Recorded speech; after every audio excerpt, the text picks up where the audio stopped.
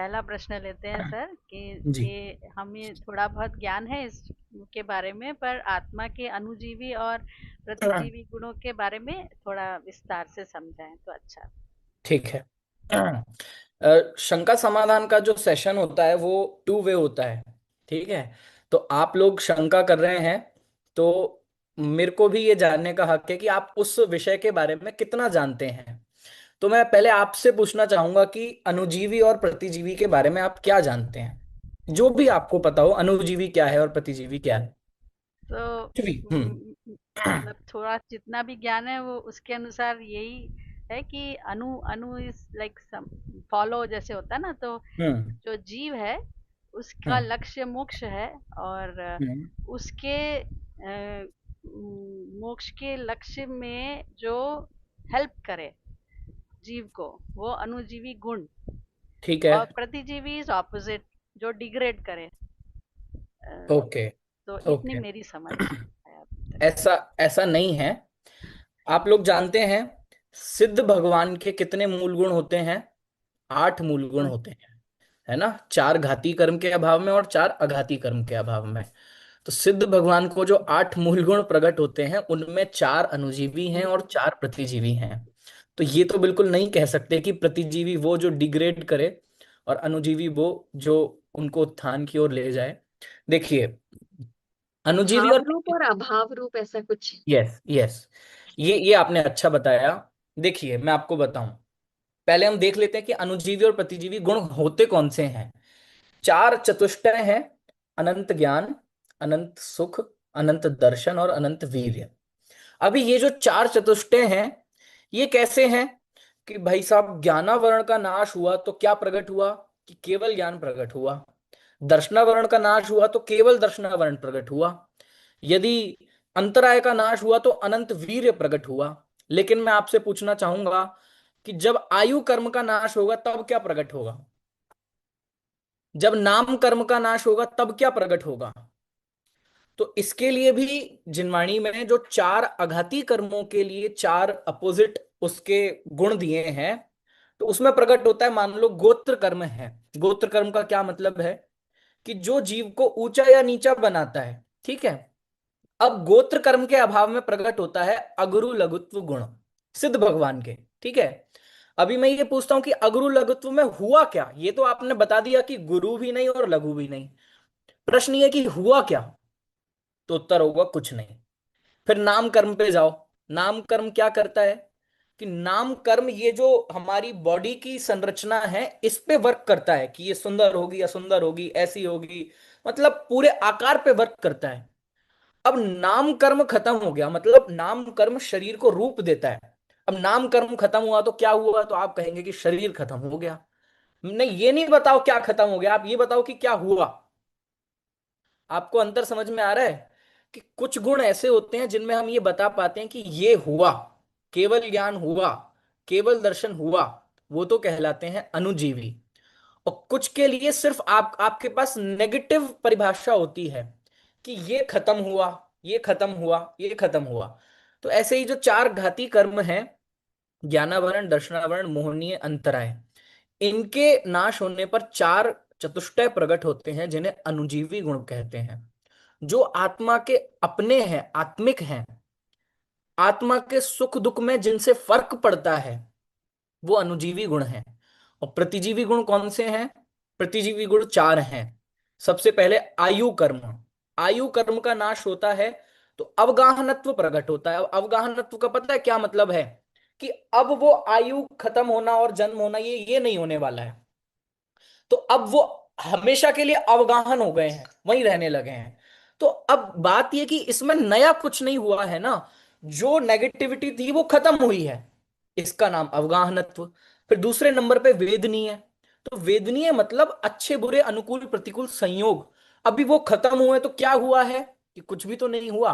इसको कह देते हैं अव्याबाधत्व, कि अभी इंद्रियों का बाधा नहीं होगी, संयोगों की बाधा नहीं होगी, है ना? फिर इसके बाद गोत्र कर्म का बताया मैंने, अगुरु लघु। गोत्र मतलब जो गुरु और लघु कराए, और अगुरु लघु मतलब कि अभी वो छोटे बड़े नहीं है।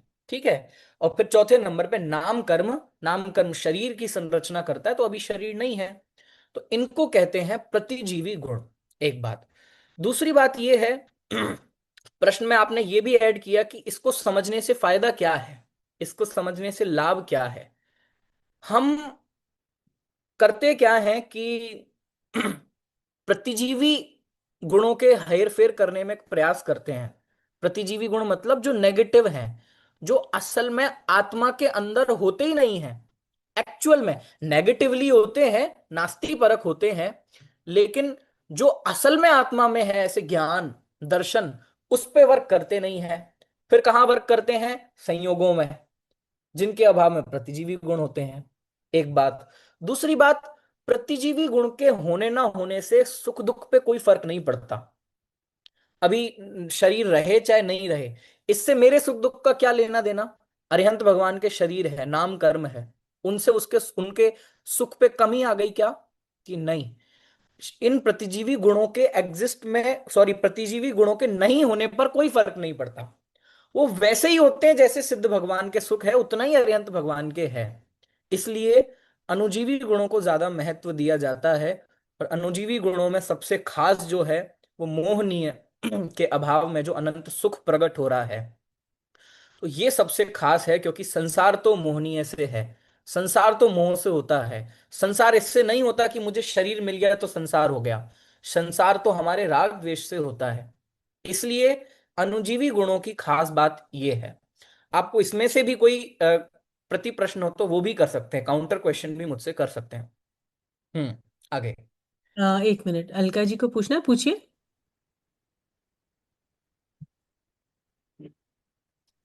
भैया जी, फिर जय जिनेन्द्र भैया जी, जी फिर अपन अस्तित्व वस्तुत्व द्रव्यत्व के जो ये आते हैं, ये किस में आते हैं भैया जी फिर?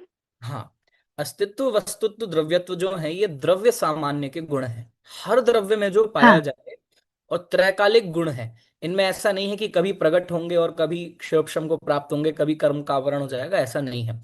अस्तित्व मतलब हर द्रव्य अपना एग्जिस्टेंस रखता है, इसका नाम अस्तित्व। प्रमेयत्व मतलब हर द्रव्य जानने में आता है।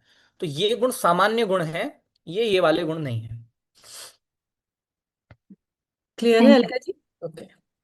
आपने ये थैंक जी, आपने ये बात बहुत अच्छी बताई भैया कि हमारा मतलब ज्यादातर ध्यान हमारे प्रतिजीवी गुणों में रहता है, उन्हीं की हम्म संभाल में और उसकी, और जबकि हमारा फोकस अनुजीवी गुणों में रहना चाहिए।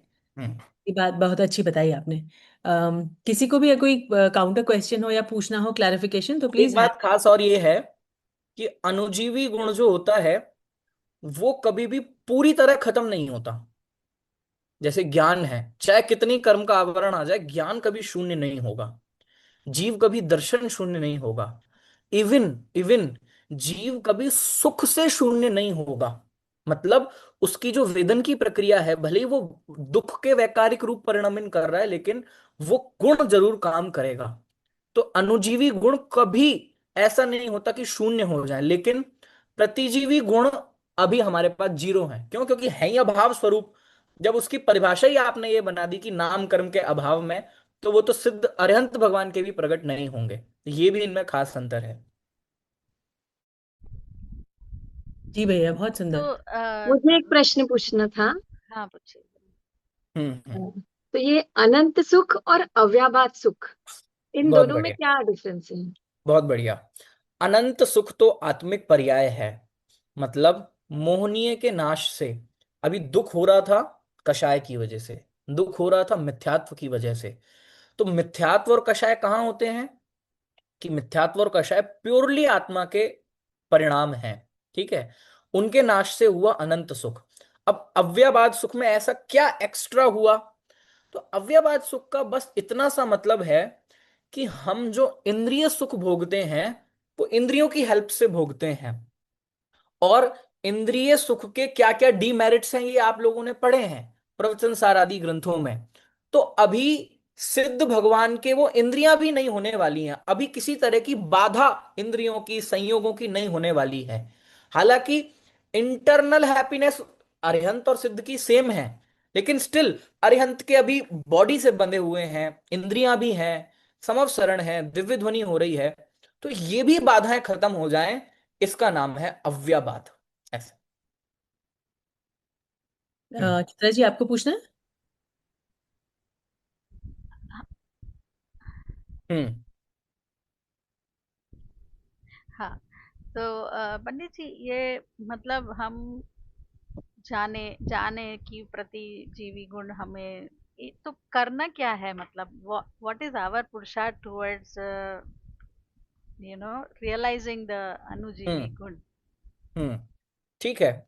जैसा कि मैंने आपको बताया कि अणुजीवी गुण कभी भी शून्य नहीं होते। मतलब चाहे निगोद में चला जाए कोई जीव, उसको चारों अणुजीवी गुण प्रकट रहेंगे। कहीं ना कहीं उसका ज्ञान भी प्रकट रहेगा, एनर्जी चेतनता प्रकट रहेगी, है ना, दर्शन प्रकट रहेगा। तो अभी अपना काम बस इतना है कि अणुजीवी गुण मतलब सेम वही गुण जो मेरे पास भी हैं और सिद्ध के पास भी हैं, उनके भी प्रकट है, मेरे भी प्रकट हैं। अरिहंत के भी यही वाले अणुजीवी प्रकट है, मेरे भी यही वाले अणुजीवी प्रकट हैं। बस अंतर इतना है कि उनके इतने प्रकट है और मेरा इतना प्रकट है। आपको समझ में आ रही है बात? और इन अणुजीवी गुणों की पहचान से, इनमें अपनापन से, इनको ही अपना मानने से ही मोक्ष मार्ग आगे बढ़ने वाला है। अभी ये समझ में आए कि मेरा असली गुण तो ज्ञान दर्शन है। मेरा गुण ये किसी को राग द्वेष करना नहीं है, मेरा काम तो जानना देखना है। इस बात की समझ से ही ये डेवलपमेंट होगा, ऐसा।